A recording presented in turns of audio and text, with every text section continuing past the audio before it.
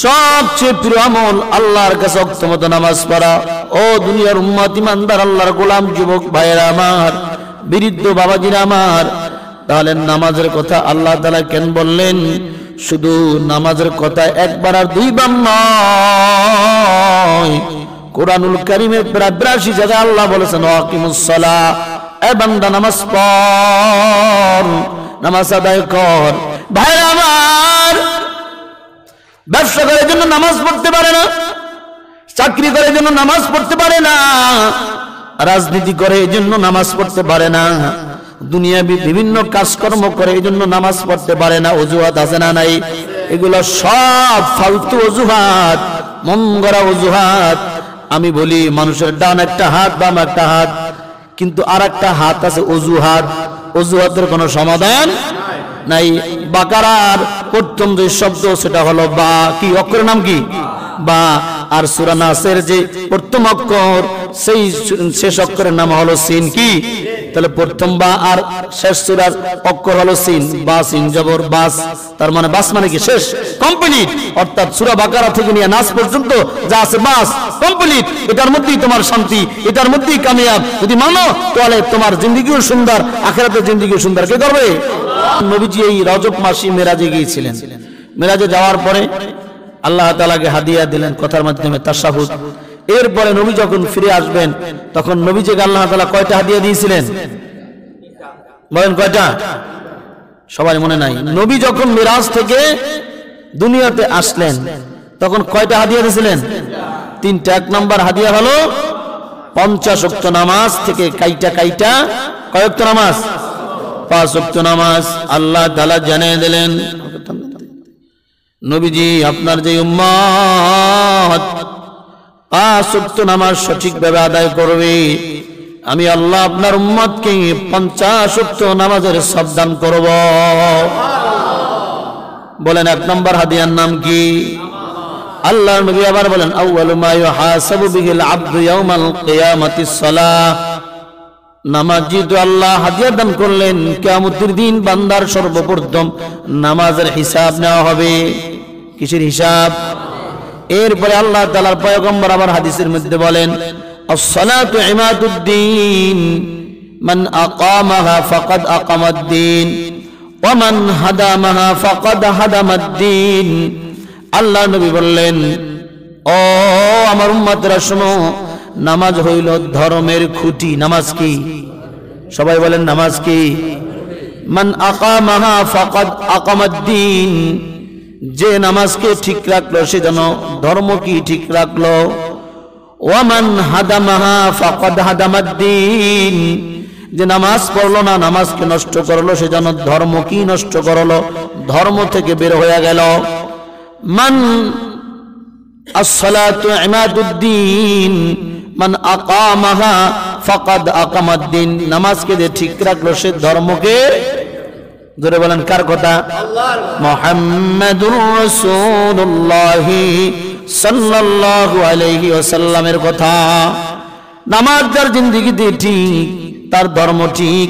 আর যে নামাজকে ঠিক রাখলো না, সে ধর্মকে ধ্বংস করে দিল। এ মুসলমান, ওদিকে আমার পয়গম্বর মুহাম্মদ রাসূলুল্লাহ সাল্লাল্লাহু আলাইহি ওয়াসাল্লাম বলেন বুনিয়াল ইসলামু আলা খামসিন শাহাদাতু আল্লা ইলাহা ইল্লাল্লাহ ওয়া আন্না মুহাম্মাদার রাসূলুল্লাহ ওয়া ইকামিস সালাহ ওয়া ইতাইজ যাকাহ ওয়াল হজ্জ ওয়াস সাওম রমাদান। আল্লাহ নবী জানাবে উম্মত, ইসলামের ভিত্তি হলো 5টা জিনিসের উপর দণ্ডায়মান। 1 নম্বর হলো কালিমা লা ইলাহা ইল্লাল্লাহ মুহাম্মাদুর রাসূলুল্লাহ। বুনিয়াল ইসলাম আলা খামসিন লা ইলাহা ইল্লাল্লাহ ওয়া আন্না মুহাম্মাদুর রাসূলুল্লাহ। 1 নম্বর হলো কালিমা, 2 নম্বর হলো আকিমুস সালাহ নামাজ, 3 নম্বর আতুজ যাকাত যাকাত, 4 নম্বর হলো হজ, হজ যখন ফরজ হয় তখন হজ করা, 5 নম্বর হলো রমজান মাসের রোজা রাখা। বলেন কালেমা গ্রহণ করার পরে 2 নম্বর যে বিধান, সেই বিধানের নাম কি? নামাজ। আরো জোরে বলেন। নামাজ ছাড়া কোনো গতি নাই। এরপরে পয়গম্বর মুহাম্মদ রাসূলুল্লাহ সাল্লাল্লাহু আলাইহি ওয়াসাল্লামকে আল্লাহর নবীর সাহাবী মাসউদ রাদিয়াল্লাহু তাআলা আনহু প্রশ্ন করলেন, ও পয়গম্বর, আল্লাহর কাছে সবচেয়ে প্রিয় আমল কোনটি? আল্লাহর কাছে সবচেয়ে ভালো আমল কোনটি? আল্লাহর নবী জবাব দেয়, আস-সালাতু আলা ওয়াক্তিহা। দুনিয়ার মধ্যে সবচেয়ে প্রিয় আমল আল্লাহর কাছে ওয়াক্ত মতো নামাজ পড়া। কি সবচেয়ে প্রিয় আমল আল্লাহর কাছে ওয়াক্ত মতো নামাজ পড়া। ও দুনিয়ার উম্মত, ইমানদার, আল্লাহর গোলাম, যুবক ভাইয়েরা আমার, বৃদ্ধ বাবাজিরা আমার, তাহলে নামাজের কথা আল্লাহ তাআলা কেন বললেন? শুধু নামাজের কথা একবার আর দুইবার নয়, কোরআনুল কারীমের প্রায় 82 জায়গায় আল্লাহ বলেছেন আকিমুস সালাহ, এ বান্দা নামাজ পড়, নামাজ আদায় কর। এখন অনেকে বলে যে নামাজের কথা কোরআনে তো নাই, কি বলে কিনা? নামাজের কথা কোরআনে নাই, নামাজ আছে, কোরআনে আছে কি? সালাত। সালাত আছে না? আকিমুস সালাহ, উতলু মা ওয়াহি ইলাইকা মিনাল কিতাবি ওয়া আকিমুস সালাহ। কোরআনে আছে সালাতের কথা, নামাজ পড়েন কেন? সালাত হইল আরবি ভাষা, নামাজ হইল ফারসি ভাষা, আর বাংলা অর্থ হইল আল্লাহর সাথে সাক্ষাৎ করা। তা নামাজের কথা পাইলাম কিনা? সালাত। রোজার কথা, রোজার কথা কোরআনে নাই, হাদিসে নাই, আছে সওম। সওম কি? সওম হলো আরবি ভাষা, রোজা হলো ফারসি ভাষা, বাংলা হলো আল্লাহর বিধান পালন করার জন্য উপবাস থাকা, নাম হলো রোজা। তাই একটার ব্যাখ্যাই তো আর একটা, কপাল ভরা নামাজ না পড়ার জন্য, রোজা না রাখার জন্য, এক কথায় আল্লাহর বিধান না মানার জন্য বাহানা তালাশ করে আছে না নাই? এ মুসলমান ইমানদার, আল্লাহর গোলাম, বান্দার মধ্যে যখন নামাজ চলে আসবে তখন শান্তিময় জিন্দেগি দান করবে কি? যেই ঘরের মধ্যে নামাজ নাই ওই ঘরের মধ্যে শান্তি নাই। যেই ঘরের মধ্যে পুরুষ নামাজ পড়ে না ওই ঘরের মধ্যে শান্তি নাই। যেই ঘরের মধ্যে মহিলা নামাজ পড়ে না ওই ঘরের মধ্যে কোনো শান্তি নাই। এ যুবক ভাই, নামাজ পড়ো না কেন? শুধু বাহানা, বাহানা আছে না নাই? কিসের বাহানা? এক নম্বর বাহানা হইল হুজুর কাজের জন্য সময় পাই না। অথচ আল্লাহ তাআলা বলেন, ও দুনিয়ার মানুষ, তোমরা যখন নামাজ সঠিকভাবে আদায় করবা তোমার রিজিকের অভাব আমি আল্লাহ তাআলা দূর করে দিব। রিজিকের পেরেশানি নাই, লক্ষ লক্ষ টাকা কামায় তারপরও রিজিকের অভাব, ঘরের মধ্যে শান্তি নাই, শুধু অশান্তি। কারণ কি জানো? নামাজের ইহতিমাম নাই, নামাজের গুরুত্ব নাই। খোদার কসম, যে ঘরের মধ্যে নামাজ নাই ওই ঘরটা কোনোদিনও মুসলমানের ঘর হতে পারে না। তাহলে নামাজ যখন পড়বে তখন বিপদ আসবে, মুসিবত। আল্লাহ তাআলা বলেন, এ উম্মত, যখন বিপদে পড়ে যাও তখন নামাজে দাঁড়ায় যাও, ওয়াসবির, সবর করো এবং আমি আল্লাহর জন্য নামাজ পড়ো। সবর করো, আল্লাহর কাছে আমি আল্লাহর জন্য নামাজ পড়ো। যখন সবর করবা, আমি আল্লাহর কাছে নামাজ পড়বা, তখন তোমার মুসিবত আমি আল্লাহ তাআলা দূর করে দিব। নামাজ, নামাজ। কিন্তু জিন্দেগিতে নামাজ নাই, যেই জিন্দেগিতে নামাজ নাই ওই জিন্দেগি কখনো সুন্দর হতে পারে? ভাই আমার, ব্যবসা করার জন্য নামাজ পড়তে পারে না, চাকরি করার জন্য নামাজ পড়তে পারে না, রাজনীতি করে এই জন্য নামাজ পড়তে পারে না, দুনিয়াবি বিভিন্ন কাজকর্ম করে এই জন্য নামাজ পড়তে পারে না। অজুহাত আছে না নাই? এগুলো সব ফালতু অজুহাত, মন গড়া অজুহাত। আমি বলি, মানুষের ডান একটা হাত, বাম একটা হাত, কিন্তু আর একটা হাত আছে অজুহাত। অজুহাতের কোনো সমাধান নাই। এ বান্দা, নামাজ পড়লে আল্লাহ তাআলা বান্দাকে কেমনে কেমনে সাহায্য করে। এক কিতাবের মধ্যে একজন আল্লাহর ওলি ঘটনা লিখেছেন। আল্লাহর ওলির কাছে আল্লাহর বান্দা যে বলে, হুজুর আমি ব্যবসা বাণিজ্য করি কিন্তু অনেক টাকা কামাই করি, টাকার মধ্যে কোনো আমার বরকত হয় না। এ যুবক, কি ব্যবসা করো? হুজুর আমার একটা মুদি দোকান আছে, মুদি দোকান, আমি ব্যবসা করি, অনেক টাকা বেচা কিনা হয়, কিন্তু আমি টাকার মধ্যে কোনো বরকত পাই না। হুজুর প্রশ্ন করলেন, তুমি কি নামাজ পড়ো না নামাজ পড়ো না? প্রশ্নের জবাব দেয়, হুজুর আমি নামাজ পড়ি না, বরং নামাজ যখন চলে তখন আমি দোকানদারি করি, বরং আজান হয়ে গেলে কাস্টমার আরো বেশি চাপে। আছে না নাই? আল্লাহর ওলি যুবককে সবক দেয়, দোকানদার ভাই, তুমি যদি তোমার ব্যবসার মধ্যে, কামাইয়ের মধ্যে, রুজির মধ্যে বরকত পেতে চাও, 5 ওয়াক্ত নামাজ আদায় করা লাগবে। যখন আজান হয়ে যাবে সঙ্গে সঙ্গে দোকানের শাটার বন্ধ করে দেওয়া লাগবে। এই আমল যদি তুমি করতে পারো, বেচা কেনা যাই হোক, তোমার বেচা কেনার মধ্যে, কামাইয়ের মধ্যে বরকত দান করবেন কি? আল্লাহর বান্দা হুজুরের সবক পাইয়া নামাজ পড়া শুরু করেছে, কিন্তু আশ্চর্যের বিষয় হলো যখনই আজান হয়ে যায় শুধু কাস্টমার আর কাস্টমার, কাস্টমার আর কাস্টমার। চিন্তা করতেছে আমি কি মালামাল বিক্রি করব না নামাজের জন্য যাব? যদি আমি দোকান বন্ধ করে, শাটার বন্ধ করে নামাজে যাই, আমার কাস্টমার গুলা ছুটে যাবে, বেচা কিনা কম হবে। আবার যদি বেচা কিনা করি, আমার হুজুরের আদেশ পালন হবে না। কি করা যায়? চিন্তা করতে করতে আল্লাহর বান্দা মনের নফসের সাথে যুদ্ধ শুরু করেছে। না, কোনোভাবেই আজান হওয়ার পরে দোকানের শাটার খোলা রাখা যাবে না, বন্ধ করে আল্লাহর বান্দা নামাজে যায়। পাশে একজন দোকানদার হিন্দু, সে হাসাহাজি করে, এই মগা সারাদিনে কোনো কাস্টমার পায় নাই, এখন নামাজের সময় বন্ধ করে সে নামাজে যায়, বেচবে কিভাবে? কয়েকদিন চলতেছে এমন একদিন ঘটনা ঘটে গেছে, আজান হওয়ার পর এমন ভাবি কাস্টমার জমছে, কয়েক হাজার টাকা বিক্রি হয়ে যাবে। আল্লাহর বান্দা মাথায় টেনশন, আমি কি মাল বিক্রি করব না নামাজের জন্য মসজিদে চলে যাব? সিদ্ধান্ত নিয়ে আল্লাহর বান্দা মসজিদে চলে গেছে। মসজিদ থেকে আইসা তখন দোকানের শাটার খুলছে, যেই পরিমাণ বিক্রি করছে বলে আমি 1 ঘন্টার মধ্যে যেই পরিমাণ মালামাল সবাই বিক্রি করছি, 1 মাসও এই পরিমাণ মালামাল আমার পক্ষে বিক্রি করা সম্ভব হয় নাই। হুজুরের কাছে চলে গেছে, হুজুর কালকে নামাজের সময় আমি নামাজ পড়ার জন্য চলে গেছি, শাটার বন্ধ করে অনেকগুলা কাস্টমার দেখে গেছি, আমার ওই কাস্টমারের কাছে পাশের দোকানদার বিক্রি করছে, আমি একটাও বিক্রি করি নাই। নামাজ পড়ার পরে যখন আমি দোকানে আসলাম, এত পরিমাণ বিক্রি করছি যেটা আমি 1 মাসও আমার পক্ষে বিক্রি করা সম্ভব হয় নাই।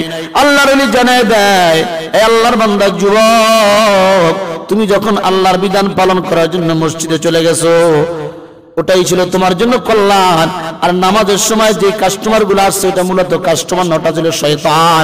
তোমাকে আমি আল্লাহর বিধান থেকে দূরে সরাবার জন্য। আর নামাজের পরে যেই কাস্টমারের কাছে বিক্রি করছো, ওটা দুনিয়ার কোন মানুষের কাস্টমার ছিল না, ওটা ছিল আল্লাহর পক্ষ থেকে ফেরেশতা। মকুন সুসুতি নামাজে পাঞ্জগানা, ফাওয়াইলুল লিল মুসাল্লিন আল্লাযীনা মুমিনারা ইনামাজে ইমদাদ দা ইস্তাইনু আয়াতি করওয়া বখা। এ যুবক ভাই বিরুদ্ধে বাবাজিরা, এজন্য নামাজের যে হেফাজত করবে, ওর দুনিয়ার জিন্দেগিতে কোনো অভাব হবে না, পরকালে জীবনের জান্নাতের ব্যবস্থা করবেন কি? মিফতাহুল জান্নাতিস সালাত, পয়গম্বর জানায় দেন, আর উম্মত তোমার জান্নাতের চাবি হলো নামাজ। তাহলে আল্লাহর নবীকে 3টা হাদিয়া দিলেন, প্রথম হাদিয়ার নাম কি? জোরে বলেন। কয়েকটি ছিল? 50 ওয়াক্ত থেকে 5 ওয়াক্ত নামাজের আদায় করবে, 50 ওয়াক্ত নামাজের সওয়াব দান করবে কে? এই নামাজ সম্পর্কে দীর্ঘ আলোচনা, এখন পড়ার শুধু বাকি, পড়তে হবে। 2 নম্বর হাদিয়া, সূরা বাকারার শেষ 2 আয়াত, বলেন আল্লাহু আকবার। কোরআনুল কারীমের মধ্যে 114টা সূরা আছে। কি সূরা? কয়টা? 114 সূরা। তার মধ্যে সবচেয়ে বড় সূরার নাম কি? সূরা বাকারা। বাকারাতুন শব্দের অর্থ হলো গাভী। কি? গরু, গাভী। তাহলে এটা এক হিসাবে কোরআন শরীফের প্রথম সূরাও ধরা যায়। সূরা বাকারা এই শব্দের অর্থ হলো গাভী, গরু। আর শেষ যেই সূরা, সেই সূরার নাম হলো সূরাতুন নাস। কি? নাস মানে হলো কি? মানুষ, ইনসান। তাহলে প্রথম হইল গরু, লাস্টে হইল মানুষ। এরপরে বাকারার প্রথম যে শব্দ সেটা হলো বা। কি অক্ষরের নাম? কি? বা। আর সূরা নাসের যে প্রথম অক্ষর, সেই শেষ অক্ষরের নাম হলো সিন। কি? তাহলে প্রথম বা আর শেষ সূরার অক্ষর হলো সিন। বা সিন জবর বাস, তার মানে বাস মানে কি? শেষ, কমপ্লিট। অর্থাৎ সূরা বাকারা থেকে নিয়ে নাস পর্যন্ত যা আছে বাস, কমপ্লিট, এটার মধ্যেই তোমার শান্তি, এটার মধ্যেই কামিয়াব। যদি মানো তাহলে তোমার জিন্দেগিও সুন্দর, আখিরাতের জিন্দেগিও সুন্দর। কে করবে? ভাইরা আমার, 2 নম্বর হাদিয়া সূরা বাকারার শেষ 2টি আয়াত। শেষ 2টি আয়াতের ব্যাপারে বিভিন্ন ফজিলতের কথা এসেছে। এক হাদিসের মধ্যে আল্লাহর নবীর এক সাহাবী বর্ণনা করেন, আল্লাহ নবীকে প্রশ্ন করা হলো, নবী গো, আপনার কাছে সবচেয়ে ভালো লাগার সূরা কোনটি? আল্লাহ নবী উত্তর দিলেন, আমার কাছে সবচেয়ে ভালো লাগার সূরা হলো সূরাতুল ইখলাস। বলেন আল্লাহু আকবার। দ্বিতীয়বার সাহাবী প্রশ্ন করলেন, হুজুর, আপনার কাছে সবচেয়ে পছন্দনীয় আয়াত কোনটা? আল্লাহ নবী উত্তর দিলেন, আমার কাছে সবচেয়ে পছন্দনীয় আয়াত হলো আয়াতুল কুরসি। আল্লাহু আকবার। 3 নম্বর প্রশ্ন করলেন, নবী গো, আপনার কাছে সবচেয়ে ফজিলতপূর্ণ গুরুত্বপূর্ণ আয়াত কোনটি? আল্লাহর নবী উত্তর দিলেন, আমার কাছে গুরুত্বপূর্ণ আয়াত হলো যেটা আমাকে আল্লাহ তাআলা মেরাজের রাত্র থেকে ফেরার সময় হাদিয়া দিয়েছিলেন, সূরা বাকারার শেষ 2টি আয়াত। তাহলে 1 নম্বর হলো আল্লাহর নবীর কাছে পছন্দনীয় সূরা হলো সূরাতুল ইখলাস। কেন পছন্দনীয়? আল্লাহর নবী বলেন, কোন উম্মত সূরাতুল ইখলাস যদি 3 বার পড়ে, 3 বার পড়ার সঙ্গে সঙ্গে আল্লাহর বান্দার আমলনামায় 1 খতম পূর্ণ কোরআন শরীফ তেলাওয়াত করার সব লিখে দেয়। কি লিখে দেয়? 3 বার পড়তে সময় আধা মিনিটও লাগে না। কুল হুয়াল্লাহু আহাদ আল্লাহুস সামাদ লাম ইয়ালিদ ওয়া লাম ইউলাদ ওয়া লাম ইয়াকুল লাহু কুফুয়ান আহাদ। 1 মিনিট লাগছে। 3 বার পড়লে 1 খতম কোরআনের সব লিখে দেয় কে? এজন্য আল্লাহ তাআলার পয়গম্বর বললেন, আমার কাছে পছন্দনীয় সূরা হলো সূরাতুল ইখলাস। এই সূরাতুল ইখলাস পছন্দনীয় কেন? সূরাতুল ইখলাসের মধ্যে আল্লাহ তাআলা তার বরত্বের কথা, তার শানের কথা, তার মর্যাদার কথা, তার পরিচয়ের কথা তুলে ধরেছেন। বলেন আল্লাহু আকবার। আল্লাহ তাআলা বলেন, কুল হুয়াল্লাহু আহাদ। হে নবী, আপনি বলুন আল্লাহ কয়জন? কুল হুয়াল্লাহু আহাদ, আল্লাহ এক, লাম ইয়ালিদ ওয়া লাম ইউলাদ ওয়া লাম ইয়াকুল লাহু কুফুয়ান আহাদ। এই সূরার মধ্যে আল্লাহ তাআলা সম্পূর্ণটাই তার পরিচয় তুলে ধরেছেন। কুল হুয়াল্লাহু আহাদ, আল্লাহুস সামাদ, আল্লাহ এক, আল্লাহ বেনিয়াজ, আল্লাহ ওয়া মুকাফিকি। আল্লাহ কোন মাখলুকের মুকাফিকি? সমস্ত মাখলুক আল্লাহর মুকাফিকি, কিন্তু আল্লাহ কোন মাখলুকের মুকাফিকি না। এই যে আসমান, জমিন, লৌহ কলম, চাঁদ সিতারা, এত সুন্দর পৃথিবী কে বানিয়েছেন? জোরে বলেন কে? এত সুন্দর করে রাতের পরে দিন, দিনের পরে রাত কে পরিচালনা করেন? এই যে পরিচালনা করেন, এটা পরিচালনা করার জন্য আল্লাহ তাআলা কোন মানুষের কাছে, কোন মাখলুকের কাছে পরামর্শ করেননি, করেন না। আল্লাহ তাআলা কোন মাখলুকের মুকাফিকি নয়, কিন্তু সমস্ত মাখলুক কার মুকাফিকি? এই সূরার মধ্যে আল্লাহ বলেন, আমি বেনিয়াজ, মুকাফিকি, আমি কারো মুকাফিকি নয়। আমি কোন কাজ করার জন্য ইচ্ছা পোষণ করলে কারোর সাথে পরামর্শ করা লাগে না। আমি বলি কোন, সঙ্গে সঙ্গে ফায়াকুন হয়ে যায়। আল্লাহু আকবার। বলেন আল্লাহ কয়জন? আল্লাহ কি কারো মুখাপেক্ষী? কিন্তু বান্দা আল্লাহর মুখাপেক্ষী কিনা? ও বান্দা, যাহা কিছু করো, যাহা কিছু মন চায় একজনের কাছে মনে বাসনা বলো, তিনি কে? আল্লাহ বলেন, আমি আল্লাহ তাআলা কাউকে জন্ম দেই নাই, কারো থেকে জন্ম নেই নাই। অর্থাৎ আমি, আমার কোন স্ত্রী নাই, আমার কোন ছেলে নাই, আমার কোন পুত্র নাই, আমার কোন সংসার নাই। আমি আল্লাহ একক। আল্লাহর কোন ছেলে মেয়ে, স্ত্রী, পুত্র, সংসার আসেনি? নাই নাই। আল্লাহ বলে, আমার আছে একমাত্র, শুধুমাত্র, কেবলমাত্র আমার বান্দা বান্দিরা, আর কিছুই নাই। এ বান্দা, তুই যখন তোর সন্তান যখন তোকে বাবা বলে ডাক দেয়, তোর অন্তর খুশি হয়ে যায়। এই বান্দা, তোর সন্তান যখন মা বলে ডাকে, মার অন্তর খুশি হয়ে যায়। এ বান্দা, তোর নাতি যখন তোকে নানা বলে ডাক দেয়, নানার অন্তর খুশি হয়ে যায়। বন্ধু যখন বন্ধুকে ডাক দেয়, বন্ধুর অন্তর খুশি হয় কি হয় না? চেয়ারম্যানকে চেয়ারম্যান বললে চেয়ারম্যান খুশি হয়ে যায়। মেম্বারকে মেম্বার বলে ডাক দিলে মেম্বার খুশি হয়। আল্লাহ বলে, বান্দা তুই সব ডাক, কোনো বাধা নাই, সবকিছু ডাকার মাঝে মাঝে যদি আমি আল্লাহকে আল্লাহ বলে ডাক দাও, আমি আল্লাহ কত খুশি হই জানো? একবার ডাক দেওয়ার কারণে, আমি আল্লাহর কাছে একবার তওবা করার কারণে তোর জিন্দেগীর সব গুনাহ আমি আল্লাহ তাআলা মাফ করে দিই। আল্লাহ খুশি হয়ে যায়। বলেন আল্লাহু আকবার। আল্লাহ কারো থেকে জন্ম নেয় নাই, আল্লাহ তাআলা কারো জন্ম দেয় নাই। এই সূরা ইখলাসের মধ্যে পুরোটাই আমার রবের পরিচয়। অনেক লম্বা আলোচনা। তাহলে 2 নাম্বার যেই হাদিয়াটা আল্লাহ তাআলা নবীজিকে দান করলেন, সেটা হলো সূরা বাকারার শেষ 2 আয়াত। বলে গুরুত্ব কত, ফজিলত কত, বলে রাতে পুরা কোরআন শরীফ পড়ার কথা ফজিলত আছে। নবীজি বললেন কোন উম্মত যদি রাতের বেলায় ঘুমানোর আগে সূরা বাকারার শেষ 2 আয়াত তেলাওয়াত করে তাহলে তার কোরআন শরীফ তেলাওয়াতের হক আদায় হয়ে যাবে। শুধু তাই নয়, আল্লাহর নবী বলেন যেই ঘরের মধ্যে সূরা বাকারা তেলাওয়াত হয় অথবা সূরা বাকারার শেষ 2 আয়াত তেলাওয়াত হয়, ওই ঘরকে আল্লাহ তাআলা সমস্ত প্রকার বিপদ আপদ মুসিবত থেকে হেফাজত করে। আল্লাহু আকবার। এজন্য সূরা বাকারার শেষ 2 আয়াত আরো লম্বা, অনেক ফজিলত আছে। 3 নাম্বার আল্লাহর নবীকে আল্লাহ তাআলা 3 নাম্বার হাদিয়া দান করলেন, সেটা হলো মুশরিক ব্যতীত, কাফের ব্যতীত সমস্ত গুনাহগারকে আল্লাহ তাআলা ক্ষমার ঘোষণা করে দিলেন। আল্লাহ তাআলা জানাইলেন নবী আমার, আপনার উম্মতের মধ্যে যারা কাফের, যারা বেঈমান, যারা মুশরিক, আমি আল্লাহর সাথে শিরক করে, আমি আল্লাহর সাথে অংশীদার বানাই, তাদেরকে বাদ দিয়া সাধারণ গুনাহ যারা করবে, ওরা যদি আমি আল্লাহর কাছে তওবা করে আমি আল্লাহ ওদের জিন্দেগির গুনাহ মাফ করে দিব। শুধু মুশরিক কাফের বেঈমানদেরকে আল্লাহ তাআলা মাফ করবেন না, কিন্তু মুসলমানের মধ্যে যারা আমরা যারা আছি, আমাদের গুনাহ আছে না নাই? এমন কোন বান্দা নাই যার জীবনে গুনাহ নাই। মুফতি বলেন, মুহাদ্দিস বলেন, ইমাম বলেন, মুসল্লি বলেন, সবার জীবনে কম বেশি গুনাহ আছে না নাই? জোরে বলেন আছে না নাই? কিন্তু যারা কাফের, যারা মুশরিক, আল্লাহর সাথে অংশীদারিত্ব বানায়, আল্লাহ তাআলা বলেন লা তুশরিক বিল্লাহ ইন্নাশ শিরকা লাযুলমুন আযীম। আল্লাহ বলে লা তুশরিক বিল্লাহ, এ আমার বান্দা আমার সাথে শিরক কইরো না। আল্লাহ তাআলা শিরকের গুনাহ মাফ করবেন, আল্লাহ তাআলা শিরক পছন্দ করে না। শিরকের ব্যাপারে আমি বহুত কথা বলেছি, আবারও বলি, শিরক কাকে বলা হয়? আল্লাহ তাআলা যেই ক্ষমতার, যেই গুণের অধিকারী, এমন গুণ ক্ষমতার অধিকারী কোন ব্যক্তি অথবা কোন বস্তুকে মনে করার নাম হলো শিরক। যে আল্লাহ যেইটা পারে এইটা অমুকে পারে, অমুকের কাছে গেলে ভালো হয়। জোরে বলেন নাউজুবিল্লাহ।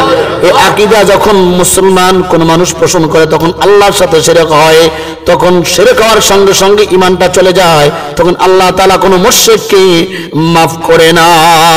এই যে আল্লাহ তাআলা কপাল দিয়েছেন, আল্লাহ বললেন উসজুদ, ও বান্দা কপাল দিয়েছি, কপালটা ঠেকাইয়া একমাত্র শুধুমাত্র আমি আল্লাহর কদমে ঠেকাবে, আমি আল্লাহকে সিজদা করবি।